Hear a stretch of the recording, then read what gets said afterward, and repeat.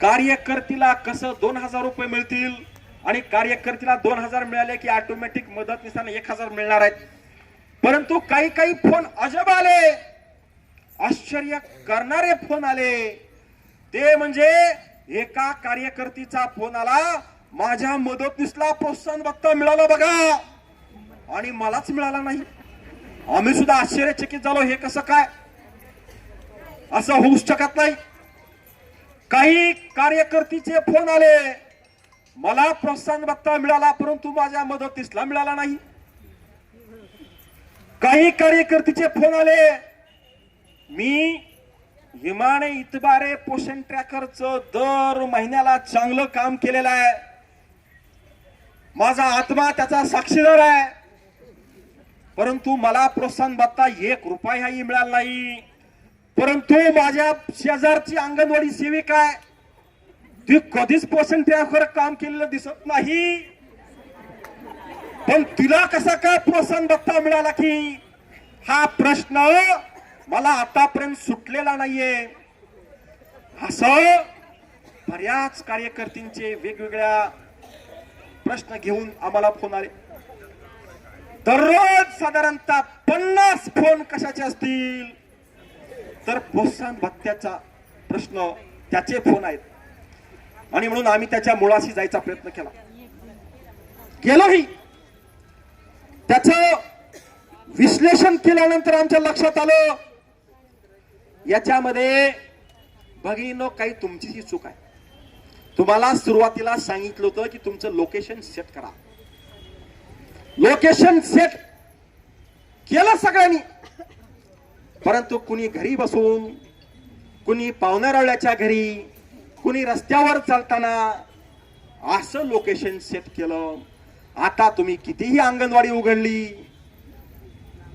कितीही हाजरी टाकली, तरी त्या लोकेशनवर सांगते तुम्ही रस्त्यामध्येच आहोत, तुम्ही पाहुण्याच्या घरी आहोत, तुम्ही स्वतःच्या घरी आहोत. कशामुळं? लोकेशन चुकीचं सेट झालं. तुम्ही म्हणाल आता काय करायचं, सांगतो पुढं. आपण दररोज अंगणवाडी उघडतो, किती वेळेस उघडतो? 2 वेळेस. एकदा प्रत्यक्ष चावीनं कुलूप उघडतो आणि दुसरं पोषण ट्रॅकरवर उघडतो का नाही? 2 वेळेस उघडतो. आणि मग पोषण ट्रॅकरवर ज्यावेळेस आपण अंगणवाडी उघडतो त्यावेळेस आपल्या अंगणवाडी केंद्रामधले 90% कमीत कमी उपस्थिती 25 दिवस पाहिजे. परंतु त्याच्यामध्येही गडबड. आपल्या हाजरी पटावर असतात एक, आपण हाजरी भरतो, दुसरी इथंही मॅच होत नाहीये. काही काही आपण स्थलांतरित केलेले असतात, ते आपल्याच अंगणवाडीत दिसतात आणि त्या वरी काय करतात, तेही ग्राह्य धरलं जातं. मग आपली हाजरी होती का 90%? होत नाही, म्हणून हे निकष ऑटोमॅटिक तुमच्या हातून सुटतो. असे जवळपास जे 10 निकष आहेत. आता त्याच्यामध्ये आणखी दुसरा निकष,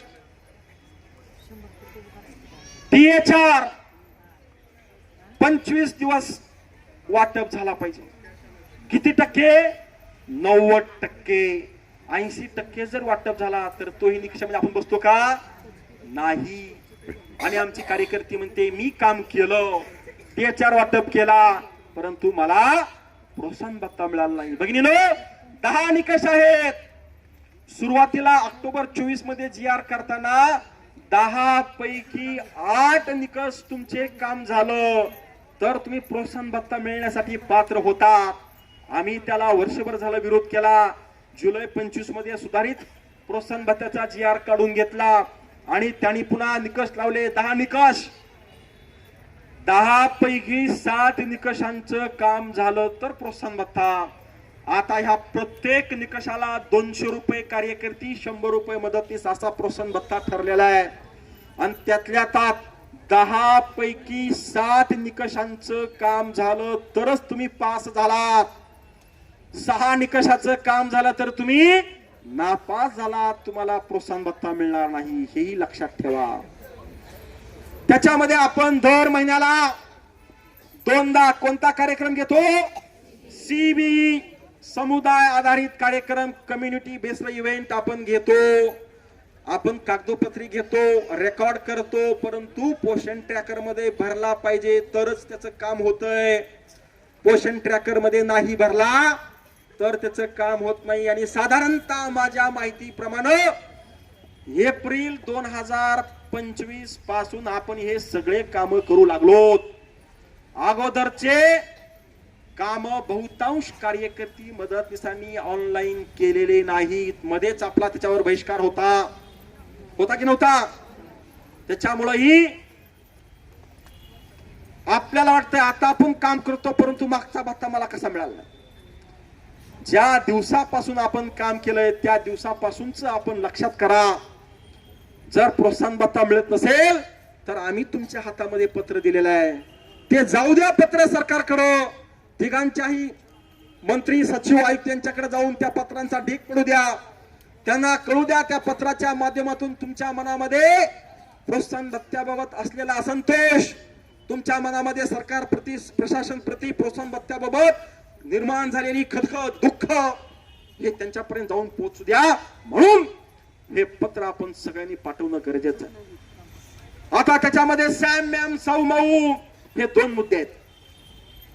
मागच्या महिन्याच्या तुलनेत पुढच्या महिन्यामध्ये सॅम मॅम सौ मऊ यांचं प्रमाण कमी झालं पाहिजे.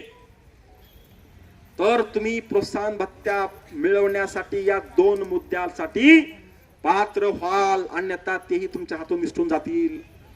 त्याच्या पुढचे दोन मुद्दे आहेत. खुजे भुटके लाभार्थी. हे खुजे भुटके लाभार्थी तुमच्या प्रकल्पाच्या गेल्या महिन्याच्या तुलनेत पुढच्या महिन्यामध्ये त्यांचं प्रमाण कमी झालं पाहिजे.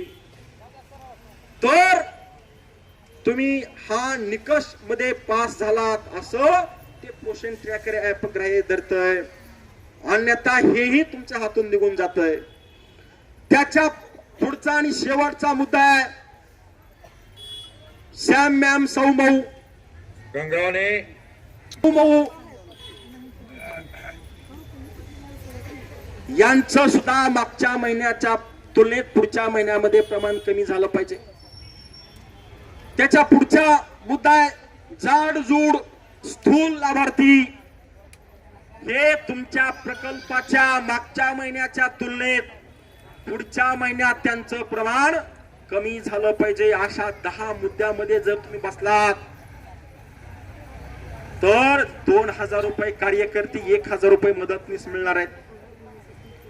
परंतु माझ्या माहितीप्रमाणे याचं आम्ही अभ्यास केला, अवलोकन केलं तर प्रत्येक कार्यकर्ती कमीत कमी 7 मुद्द्यामध्ये दर महिन्याला पास होतेच आणि झालीच पाहिजे. म्हणजे 1400 रुपये कार्यकर्त्याला कमीत कमी मदतनीसांना 700 दर महिन्याला सरसकट मिळाले पाहिजेत. परंतु असं होताना अद्यापर्यंत दिसून येत नाही. आणि म्हणून आम्ही तर ठरवलंय, तुम्ही ठरवलंय की नाही सांगा मला.